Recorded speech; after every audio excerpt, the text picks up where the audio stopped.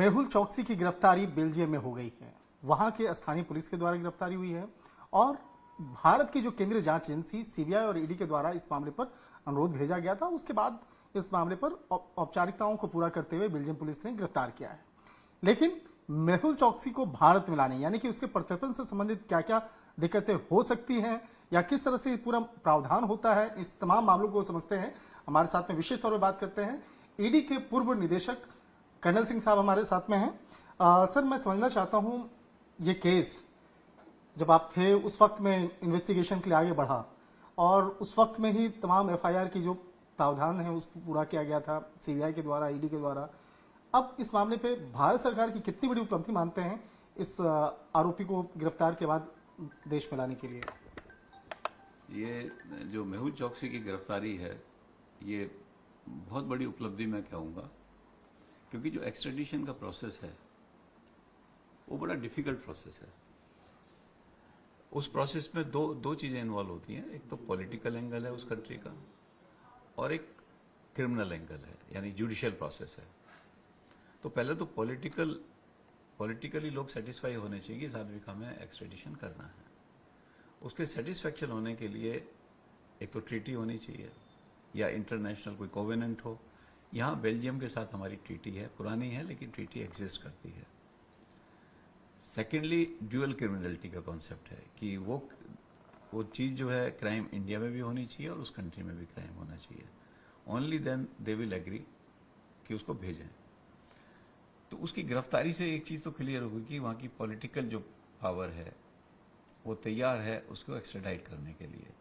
ये हमारी जो डिप्लोमेसी है, हमारी जो गवर्नमेंट की डिप्लोमेटिक पावर है, उसको इंडिकेट करती है कि वो गवर्नमेंट जो है तैयार हो गई है कि एक्स्ट्रेडिशन का प्रोसेस शुरू करें। This was a political part. अब शुरू होगा जुडिशियल पार्ट। जुडिशियल पार्ट में उसको कोर्ट में प्रोड्यूस किया जाएगा, जहां पर उसके वकील भी लड़ेंगे, हमारी तरफ से उनकी गवर्नमेंट भी लड़ेगी। इन केस उन्हें जरूरत पड़ेगी तो हमारी जो एजेंसीज हैं, enforcement directorate and the central bureau of investigation, इनकी वहाँ की जो प्रोसिक्यूशन है बेल्जियम की, वो हेल्प ले सकती है। और जो भी एविडेंस उनको चाहिए यहाँ पूरे तैयार हैं। एक्चुअली एविडेंस हैं क्योंकि इस पे जो केस हुआ है वो prevention of corruption act cases हैं, प्लस चीटिंग का केस है, कॉन्स्पिरेसी है, और इसके साथ साथ ईडी का prevention of money laundering act cases है। तो इन केसेस की जो है ड्यूअल क्रिमिनलिटी में आ जाएंगे वहाँ पर। तो जुडिशियल प्रोसेस पूरा होने पे सर्टेनली वो हम इस कंट्री में यहाँ पर आएगा। सर, हम अभी जुडिशल की अगर बात कर रहे थे, मेहुल चौकसी का जो वकील है, उनके वकील हैं विजय अग्रवाल साहब, अभी थोड़ी देर पहले उनका स्टेटमेंट भी आया कि अभी तक उसे फ्यूजिटिव ऑफेंडर यानी कि आर्थिक भगोड़ा अभी तक घोषित भी नहीं किया गया है। तो उसके खिलाफ कहाँ से आप उसको ला सकते हैं? तो ये इस मामले का जो कानूनी प्रावधान है वो मैं समझना चाहता हूँ, क्या प्रावधान है और इस बयान के क्या औपचारिकता है? देखिए, पहले तो फ्यूजिटिव इकोनॉमिक ऑफेंडर एक्ट जो है वो कब आया? 2018 में। क्या इससे पहले एक्सट्रेडिशन नहीं होते थे? देखिए, एक्सट्रेडिशन का प्रोसेस जो है, अगर हमारे यहाँ कोई कोर्ट ट्रायल शुरू होता है, इन्वेस्टिगेशन हो रहा है किसी पर या ट्रायल शुरू हो रहा है और कोर्ट ने वारंट ऑफ अरेस्ट इशू कर दिया हमारी कंट्री में, तो फिर दूसरी कंट्री में वो एक्सट्रेडिशन की रिक्वेस्ट आती है और उस एक्सट्रेडिशन की रिक्वेस्ट को वो लोग पहले एग्जामिन करते हैं ब्यूरोक्रेटिकली, पॉलिटिकली। वो एग्जामिन हो चुका है, दैट मीन्स वो कंट्री फील करती है कि ये आदमी को एक्स्ट्राडाइट करने का हमारे पास सफिशिएंट मटेरियल है। तो ये इंडिकेट करता है वेदर फ्यूजिटिव इकोनॉमिक ऑफेंडर को डिक्लेयर हो या ना हो, उसका एक्स्ट्रेडिशन से कोई रिलेशन नहीं है और उस कंट्री ने उसको अरेस्ट किया है, हमारी इसका मतलब रिक्वेस्ट को एक्सेप्ट किया है। तो जुडिशियल प्रोसेस में केवल वही देखेंगे कि क्या केस ड्यूअल क्रिमिनलिटी है या नहीं, इस आदमी का इन्वॉल्वमेंट उनको लगता है नहीं लगता है। इस केस में बहुत क्लियर कट केसेस हैं। कंसीलमेंट है, आपने स्विफ्ट मैसेजेस भेजे LOU के, लेटर ऑफ अंडरस्टैंडिंग के, लेटर ऑफ क्रेडिट के, एडवांस लेटर ऑफ क्रेडिट के, और उसको कोर बैंकिंग सिस्टम में नहीं डाला। तो this is clear violation, clear concealment from the bank authorities इस इंफॉर्मेशन का।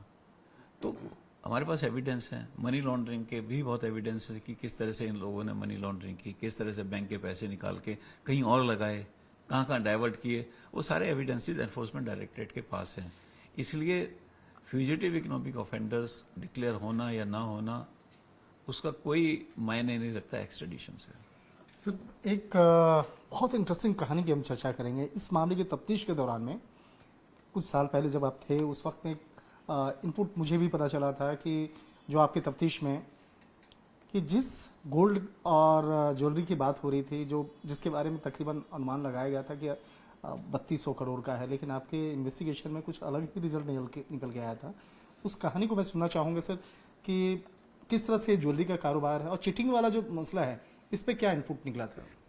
देखिए, इसके जो डायमंड है उसके एक वैल्यूएशन होता है, और हमने उसका एक उस समय जैसी केस रजिस्टर हुआ डिफरेंट जगह पे रेट डाली गई, छापा डाला गया, तो एक जगह जो इनका वैल्यूएशन था वो 3800 करोड़ के डायमंड थे जो हमने सीज किए इनके हिसाब से। लेकिन जब उसको एक्चुअल वैल्यूएशन कराया गया वो केवल 26 करोड़ के निकले। सिर्फ 26 करोड़? सिर्फ 26 करोड़ के। दैट इंडिकेट कि जो ये डायमंड्स बेच रहे थे एक ब्रांड के नाम से, वो ओवर वैल्यूएशन बहुत था उसका। लोगों को बेवकूफ बनाया जा रहा था, लोगों के साथ चीटिंग हो रही थी।